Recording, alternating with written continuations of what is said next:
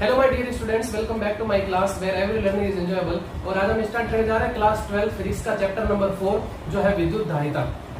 तो इससे पहले हम जो विद्युत विभव को पढ़ चुके हैं। हालांकि विद्युत विभव और विद्युत धारिता दोनों एक ही चैप्टर है, लेकिन हमने क्या किया है कि विद्युत विभव को अलग चैप्टर नाम दे दिया और विद्युत धारिता को अलग नाम चैप्टर दे दिया, ठीक है ना। हालांकि विद्युत धारिता जो विद्युत विभव के अगला ही पोर्शन है, ठीक है ना। तो हमने क्या किया, इसको अलग अलग कर दिया ताकि चीजें जो है वो अच्छे से क्लियर हो जाए।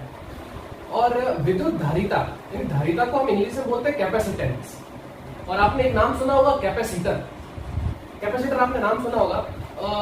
ये आपने देखा होगा, आपने देखा भी इसको, जैसे कि फैन के अंदर, मोटर के अंदर, है ना। फैन की बात करें तो अगर हम सीलिंग फैन की बात करें या कोई भी फैन की बात करें तो आपको पता होगा कि उसमें एक सेल टाइप में है ना, व्हाइट कलर का है कोई, या मतलब और भी कोई दूसरा कलर का, तो एक मतलब बेलनाकार एक सेल टाइप की डिवाइस होती है जिसको हम बोलते हैं क्या, कैपेसिटर। और कैपेसिटर को हिंदी में बोलते हैं हम क्या, संधारित्र। ये चैप्टर पूरा के पूरा जो है संधारित्र पे बेस्ड है, ये ध्यान रखना, ठीक है।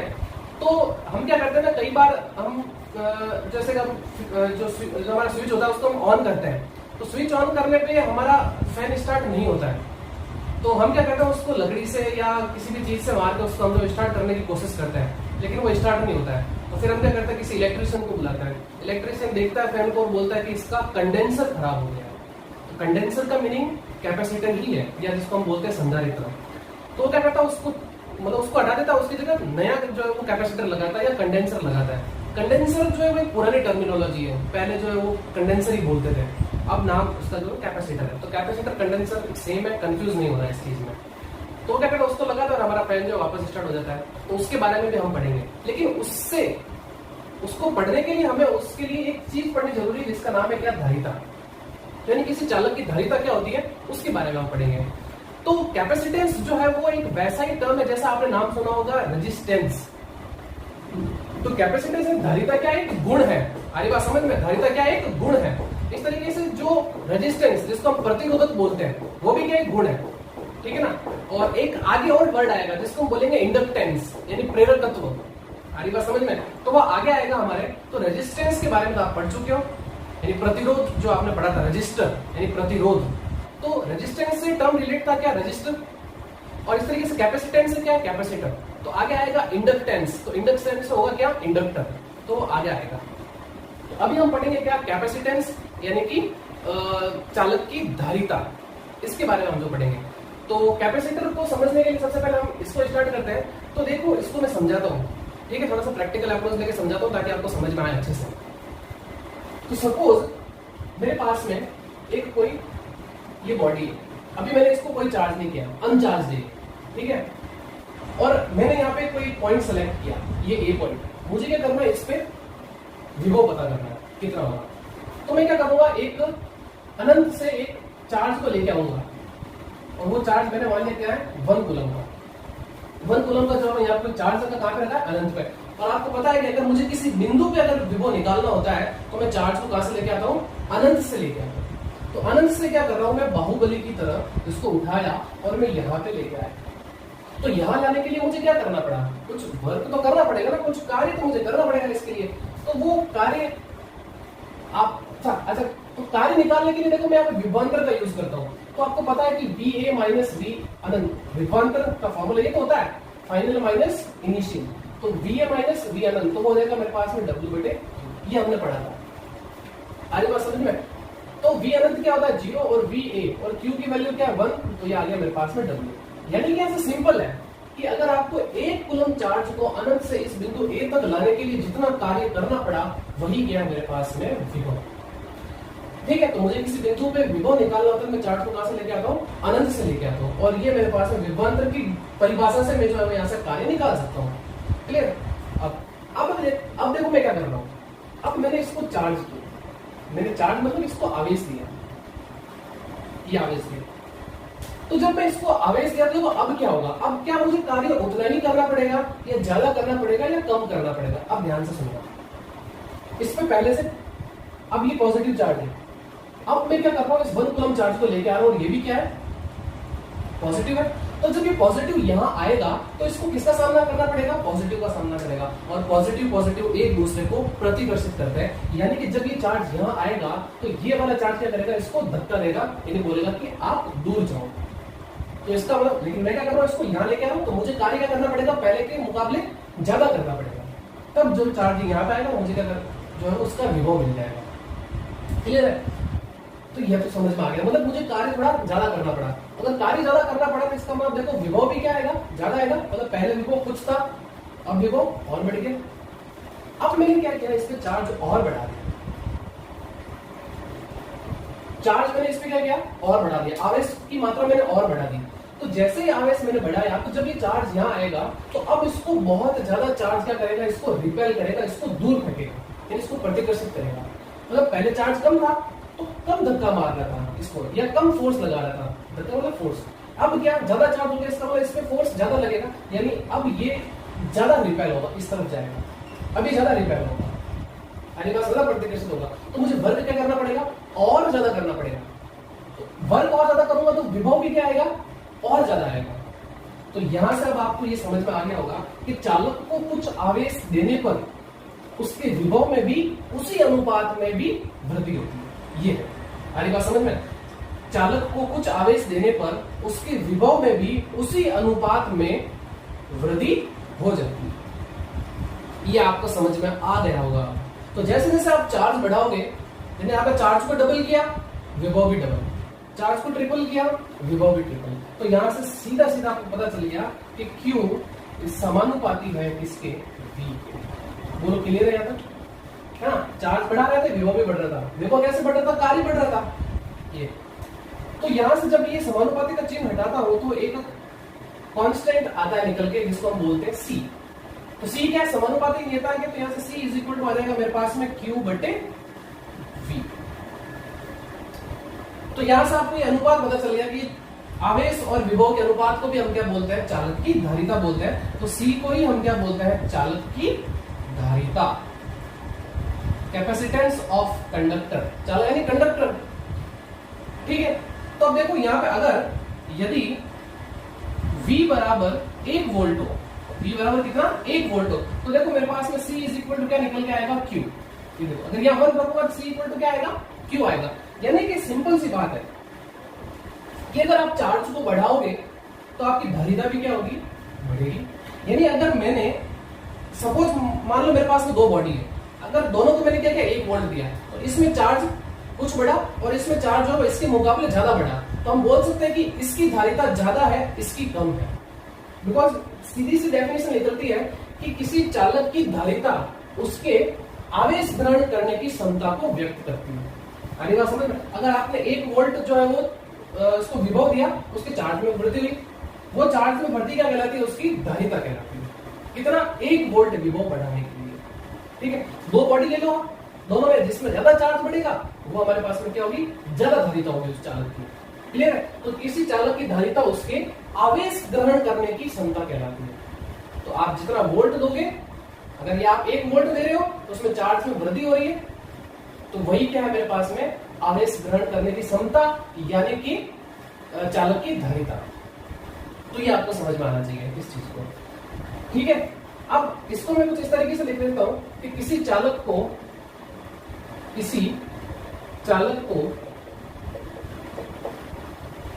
दिया गया आवेश, चालक को दिया गया आवेश तथा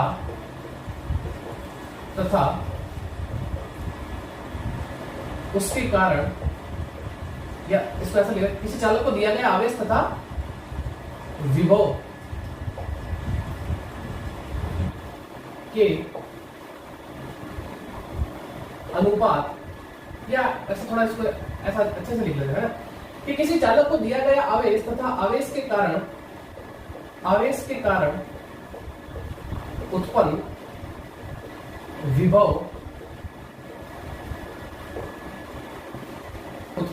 विभव के अनुपात को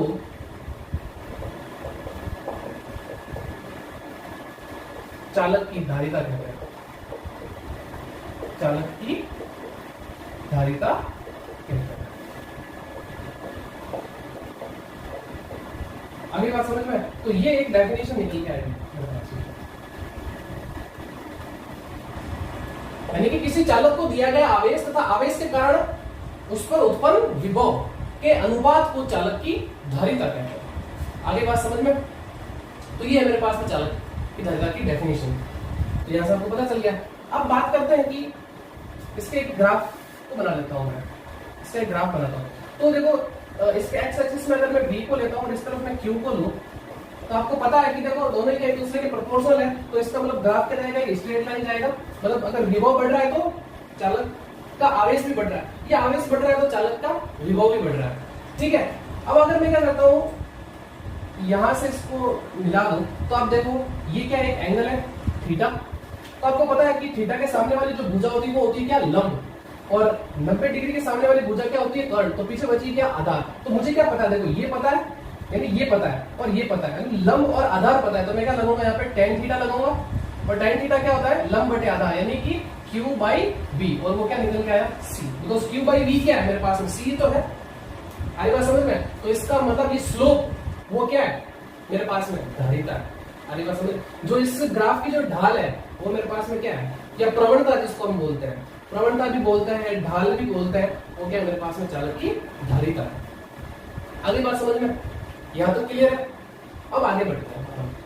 तो देखो मेरे पास में C इज इक्वल टू क्या निकल के आया, Q बाई बी, यानी चालक की धारिता क्या होती है, आवेश और विभव के अनुपात को हम क्या बोलते हैं, चालक की धारिता बोलते हैं। अब अगर मैं इसकी ऐसा इकाई की बात करूं, तो देखो क्या निकल के आएगी, आवेश, आवेश की क्या होती है, कूलम, विभव की क्या होती है, वोल्ट। तो क्या है, कूलम पर वोल्ट। और इसी को एक नाम और देते हैं, वो है मेरे पास में क्या, फैराड। जैसे आपको पता होगा, आपने प्रतिरोध की जो है वो यूनिट पढ़ी, इकाई पढ़ी, वो क्या होती है, ओम। बट अगर बेसिकली अगर मैं बात करूं तो V is equal to I R होता है, और R इज इक्वल टू आपको पता है कि V अपॉन आई होता है। तो यहां से अगर मैं इसकी इकाई की बात करूं तो वो होती है वोल्ट पर एम्पियर। बट जब हमने इसको नाम क्या दिया था, ये ओम नाम दिया था। आगे बात समझ में? ये तो बोला था, तो सेम यहाँ पे भी ऐसा ही है। तो कूलम पर वोल्ट को हमने क्या नाम दिया, फैराड बोला है। क्लियर है यहाँ तक? ठीक है। अगली बात समझ में? अब अगर मैं बात करूं कि मुझे अगर एक फैराड धारिता मुझे चाहिए, तो उसके लिए मुझे क्या करना पड़ेगा। तो देख भाई, यदि Q बराबर कितना हो, 1 कूलम, तथा V बराबर कितना हो, 1 वोल्ट, तो जो चालक की धारिता निकल के आएगी वो कितनी आएगी, 1 फैराड निकल के आएगी। यानी कि ये मेरे पास में 1 कूलम बटे 1 वोल्ट, तो ये आएगा मेरे पास में क्या, 1 फैराड। बोलो क्लियर है यहाँ तक? यानी कि यहां से क्या पता चला कि यदि किसी चालक को 1 कूलम आवेश देने पर, यदि किसी चालक को 1 कूलम आवेश देने पर उसके विभव में 1 वोल्ट की वृद्धि हो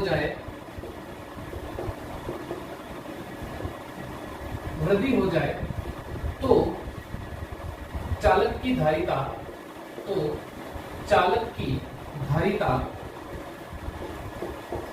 1 फैराड होती है। ये समझ में आ गया होगा। अगर मैं किसी चालक को 1 कूलम आवेश दूं, तो उसके विभव में कितनी वृद्धि हो, 1 वोल्ट की वृद्धि हो, तो हम बोलते हैं कि उस चालक की धारिता कितनी है, 1 फैराड है। अभी बात समझ में? तो जो फैराड जो होती है वो बहुत ही बड़ी यूनिट है। मैं आपको पहले बताता हूँ, फैराड अभी आपको समझ में नहीं आ रहा, लेकिन जब अगला मैं टॉपिक लूंगा ना, तो आपको पता चलेगा कि 1 फैराड अगर किसी चालक की धारिता हो ना, तो उसको हम जो है वो इस अर्थ पे भी नहीं रख सकते। अभी देखना, आपको पता चलेगा आगे। और अगर तो ये तो सबसे बड़ी यूनिट है। अगर मैं कुछ छोटी इकाई की बात करूं, छोटी इकाई, ठीक है ना, छोटी इकाई या कुछ जो है वो आपको पता है वैसे, जैसे कि milli farad, micro farad, nano farad, है ना, और ये जैसे पिको फैराड। तो जब आप जैसे कि अगर मैं बात करूं पंखे का जो कैपेसिटर होता है, उसमें भी देखना आपको जो है वो लिखा होता है, मतलब माइक्रो फैराड में लिखा होता है 2.5 माइक्रो फैराड, 3 माइक्रो फैराड, इस तरीके से। मोटर वगैरह जो भी होते हैं ना, उनके जो कैपेसिटर होते हैं उन पे जो है वो माइक्रो फैराड में जो उनकी धारिता लिखी हुई होती है। ठीक है, तो फेरेड जो है वो बहुत ही बड़ी यूनिट है, ये ध्यान रखना। आगे बात समझ में, फेरेड क्या है? एक बड़ी इकाई है, ये ध्यान रखना, ये बड़ी इकाई है, इस चीज का ध्यान रखना। तो आपको समझ में आ गया होगा कि किसी चालक को अगर हम कुछ आवेश देते हैं तो उसके विभव में क्या होती है, उसी अनुपात में वृद्धि होती है।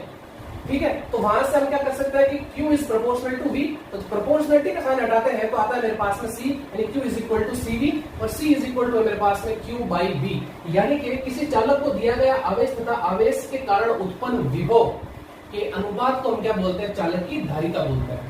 ठीक है, और अगर मेरे पास में विभव अगर कितना 1 वोल्ट हो तो जो मेरे पास में आवेश निकल के आएगा वही मेरे पास में क्या होगी? उस चालक की धारिता होगी। यानी किसी भी चालक का अगर आप विभव 1 वोल्ट बढ़ाओ तो उसके कारण जो आवेश उत्पन्न होता है उसी को हम क्या बोलते हैं? उस चालक की धारिता बोलते हैं। तो डेफिनेशन को हम जो 2-3 तरीके से भी बता सकते हैं। अरे बात समझ में?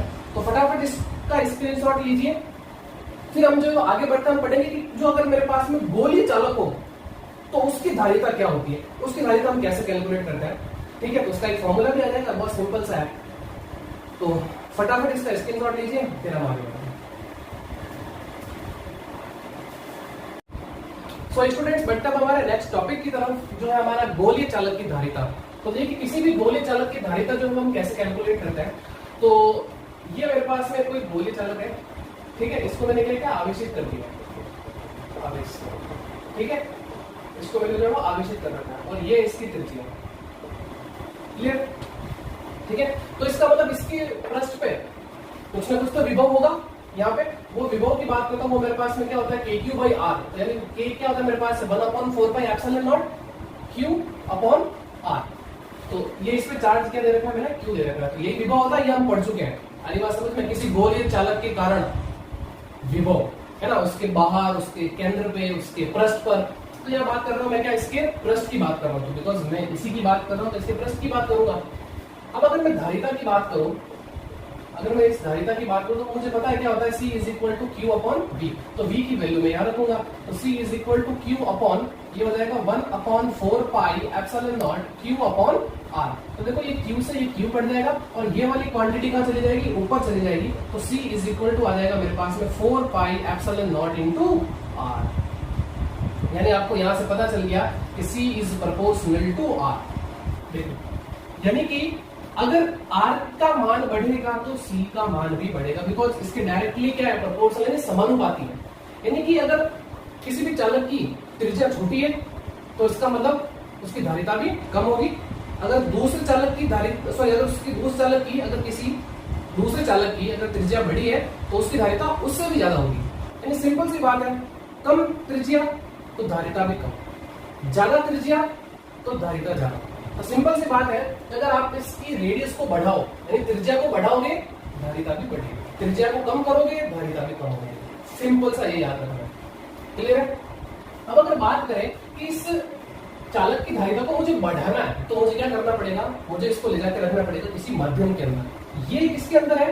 वायु में। ये ध्यान रखना, ये किसमें है? वायु में। पहले बता देता हूँ, एप्सिलॉन नॉट आपको पता है निर्वात या हवा की विद्युतशीलता। अगर बात करूं मैं माध्यम में, अगर मैं माध्यम में बात करूं तो मेरे पास में देखो जो C इज इक्वल टू होगा 4 पाई एप्सिलॉन इंटू R। बस एप्सिलॉन क्या होती है? माध्यम की विद्युतशीलता। और आपको पता है कि माध्यम की विद्युतशीलता को हम लिखते हैं epsilon not into epsilon R, जहां एप्सिलॉन R क्या है? परावैद्युतांक या अपेक्षित विद्युतशीलता। ये मैं आपको करवा चुका हूं पहले चैप्टर के अंदर। तो जब ये मैं यहां रखूंगा तो C इज इक्वल टू हो जाएगा 4 पाई epsilon not into epsilon R और फिर कैपिटल R। तो ये देखो 4 पाई एप्सिलॉन नॉट इंटू R, क्या ये C के बराबर है? तो ये हो जाए, और इसको मैं CM देता हूँ बिकॉज माध्यम की बात कर रहा हूँ तो मैं CM मीडियम। तो ये हो जाएगा CM is equal to epsilon R into C, और ये C कौन सा है? वायु। ये ध्यान रखना। तो आपको पता चल गया कि अगर हम जब किसी भी गोलीय चालक को अगर किसी माध्यम में रखते हैं तो उसकी विद्युत जो धारिता है वो क्या हो जाती है?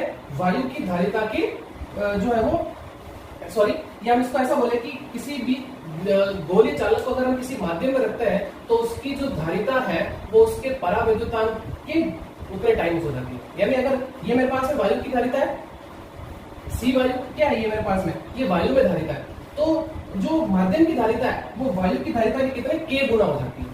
ये ध्यान रखना। वायु की धारिता से भी k गुना। अरे एप्सिलॉन आर को हम क्या बोलते हैं, k भी तो बोलते थे ना कभी कभी। एप्सिलॉन आर को मैंने k भी लिखा था, इसको हम k भी लिखते हैं, कैपिटल K, ठीक है ना। तो ये आपको पता चल गया होगा कि जो माध्यम में जो विद्युत धारिता होती है वो वायु की धारिता के एप्सिलॉन आर गुना होती है या k गुना होती है। क्लियर, यहां तक समझ में आ गया। तो ये है मेरे पास में, तो ये ध्यान रखना किसी भी गोले चालक की धारिता C = 4 by epsilon naught into R होती है, ये वायु के अंदर है। क्लियर, अब चलते हैं 2 या 3 एग्जांपल करते हैं हम, उससे आपको और ज्यादा कॉन्सेप्ट क्लियर हो जाएगा। तो फर्स्ट कि पृथ्वी को गोलाकार चालक मानते हुए इसकी धारिता की गणना करो। अब पृथ्वी को आपको क्या मानना है, गोला मानना है, ठीक है ना। तो इसका मतलब क्या हो जाएगा, हम गोले चालक की बात कर रहे हैं, तो पृथ्वी को हमने क्या मान लिया, गोले चालक। तो फॉर्मूला हमें पता है कि C = होता है 4 pi epsilon naught into R, और R क्या है, त्रिज्या, और पृथ्वी की त्रिज्या कितनी होती है, 6400 किलोमीटर। अब बोलोगे सर आपको कैसे पता, फिक्स है ये तो आपने 11th में भी तो पढ़ा है, गुरुत्वाकर्षण चैप्टर के अंदर, वहां पढ़ा था आपने पृथ्वी की त्रिज्या कितनी होती है, 6400 किलोमीटर, ठीक है ना। और अगर बात करूं मैं इस 4 pi epsilon naught की, तो क्या इसको ऐसा लिख सकता हूं 1/9 × 10⁹। बोलो ये किस को समझ में आया, ये अभी तक नहीं आया। अब बताता हूं आपको कैसे। अगर मैं k की बात करूं तो वो क्या होता है 1/4 pi epsilon naught, और इसकी वैल्यू होती है 9 × 10⁹। अगर ये 4 pi epsilon naught ऊपर है तो क्या ये 1/10⁹ होगा कि नहीं होगा, आपको तो सोच के बताओ। इसको उधर शिफ्ट कर लो, इसको इधर लेके आ जाओ, तो 4 pi epsilon naught क्या रहेगा, 1/9 × 10⁻⁴।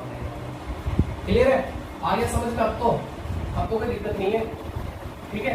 अब बात करते हैं R की, तो R मेरे पास में कितना है, 6400 किलोमीटर, और 6400 किलोमीटर, तो किलोमीटर को मैंने किसमें बदल दिया, मीटर में बदल दिया, 10⁻3। तो जब आप इसको सॉल्व करोगे तो कुछ इस तरीके से आंसर निकल जाएगा। और आपको ये सीधा ही याद रखना है कि पृथ्वी की जो धारिता होती है वो होती है 711 माइक्रोफैरड। देख लो आप, 711 माइक्रोफैरड पृथ्वी की धारिता, क्योंकि पृथ्वी तो कितनी बड़ी है, तो मैंने आपको पहले बताया था 1 फैरड बहुत बड़ी यूनिट होती है। अगर जो पृथ्वी की धारिता 711 माइक्रोफैरड है, तो आप जब आपको कॉम्पिटिशन एग्जाम दो, आपको मिल जाए ऐसा क्वेश्चन कि पृथ्वी की धारिता कितनी होती है, अगर आप उसको गोलाकार चालक मानते हो, तो आप ये ऑप्शन देखना 711 माइक्रोफैरड, आपको याद रखना, ये समझ ले, एक तरह से लर्न कर लेना इस चीज को। क्लियर है, इसको लर्न कर लेना। नेक्स्ट आगे बढ़ता है, एक धारिता के गोले चालक की, 1 फैरड धारिता के गोले चालक की त्रिज्या कितनी होगी। अब आपको उल्टा क्वेश्चन पूछा है, अब आपको सी की वैल्यू दी, अब आपको क्या पूछा है, आर पूछा है। क्या आप इसे अपनी अलमारी में रख सकते हो, तो इसका मतलब हम त्रिज्या निकालेंगे, त्रिज्या से हमें पता चल जाएगा कि क्या हम उसको अपनी अलमारी में रख सकते हैं या नहीं रख सकते हैं। तो देखते हैं, तो आपको C = देने का कितना 1 फैरड, और हमें पता है कि C = होता है 4 pi epsilon naught into R। मुझे R निकाला, जिसको नीचे शिफ्ट कर दूंगा, तो मेरे पास में R = आ जाएगा C/4 pi epsilon naught। और अब देखो ये C कितना 1, और ये देखो 1/4 pi epsilon naught कितना होता है, 9 × 10⁹ और ये देख लो आपका आंसर निकल के आ गया कितना, त्रिज्या कितनी है उसकी, ओ हो 9 × 10⁹, जबकि पृथ्वी की त्रिज्या तो इतनी है 6400 किलोमीटर, और ये देखो कितनी 9 × 10⁹। इसकी अगर 1 फैरड धारिता मुझे चाहिए, अगर 1 फैरड धारिता अगर किसी चालक की है, उसकी त्रिज्या कितनी होनी चाहिए, इतनी होनी चाहिए। तो जब आप देख लो कि पृथ्वी की भी कितनी है 711 माइक्रोफैरड, तो कितनी कम है, और ये देख लो, तो इसका मतलब कि पृथ्वी की त्रिज्या कितना गुना हो गया, 1400 गुना, इतना। तो इतना बड़ा क्या आप अपने अलमारी में रख सकोगे क्या ऐसा चालक, आप उसको पृथ्वी पर भी नहीं रख सकते। हमारी बात समझ में, इतना बड़ा है। क्लियर, तो हम यहाँ पर आंसर आएगा क्या, नहीं, इसको हम अपने अलमारी में नहीं रख सकते। क्लियर, तो त्रिज्या इतनी बड़ी है। ठीक, एक और क्वेश्चन, यदि एक गोली चालक की धारिता वायु में 2 पिकोफैरड है, तो ये तो सी वायु, ये आपको दे देगा कितना 2 पिकोफैरड, तथा इसे किसी माध्यम में रखने पर इसकी धारिता 12 पिकोफैरड, तो माध्यम में रख दिया, आपको कितनी आ गई 12 पिकोफैरड। तो माध्यम के परावैद्युतांक का मान कितना होगा, आपको क्या निकालना है, परावैद्युतांक। ये एप्सिलॉन आर क्या है, यहाँ लिख लेता हूं मैं, एप्सिलॉन आर, ये जो एप्सिलॉन आर है वो है मेरे पास में क्या, परावैद्युतांक, ये ध्यान रखना। या कभी कभी इसको हम जो है वो K भी लिखते हैं, ठीक है ना। तो हमें क्या निकला, परावैद्युतांक निकालना है, क्या हम ये रिजल्ट यहाँ पे लगा लें, तो ये हो जाएगा मेरे पास में, देखो क्या, Cm = एप्सिलॉन आर C वायु। तो ये हो जाएगा मेरे पास में कितना 12 और ये एप्सिलॉन आर मल्टीप्लाई 6। तो इसको काट दो तो एप्सिलॉन आर की वैल्यू कितनी निकल के आई, सॉरी अच्छा 2 ले रखा है, हाँ तो 6 आया, कितना आया 6। तो ये है मेरे पास में इसका बड़ा वैल्यू था। आगे बात समझ में? तो आई होप आपका ये कॉन्सेप्ट क्लियर हो चुका होगा और आपको धारिता के बारे में भी सब कुछ समझ में आ गया होगा। तो अब हम जो कल से स्टार्ट करेंगे वो हमारा होगा कैपेसिटर यानी संधारित्र के बारे में हम पढ़ेंगे। और संधारित्र का क्या सिद्धांत होता है उसके बारे में पढ़ेंगे, फिर समांतर प्लेट संधारित्र, गोलीय संधारित्र, वो सब आगे आते हैं, ठीक है ना। टाइप्स ऑफ कैपेसिटर, कैपेसिटर कितने प्रकार के होते हैं वो भी हम देखेंगे। तो बस आज की क्लास में इतना ही, मिलते हैं नेक्स्ट वीडियो में। तब तक हंसते रहिए, मुस्कुराते रहिए, चैनल को ज़्यादा से ज़्यादा सब्सक्राइब करिए, लाइक करिए वीडियोस को और शेयर करिए। मिलते हैं नेक्स्ट वीडियो में, तब तक thank you and good bye.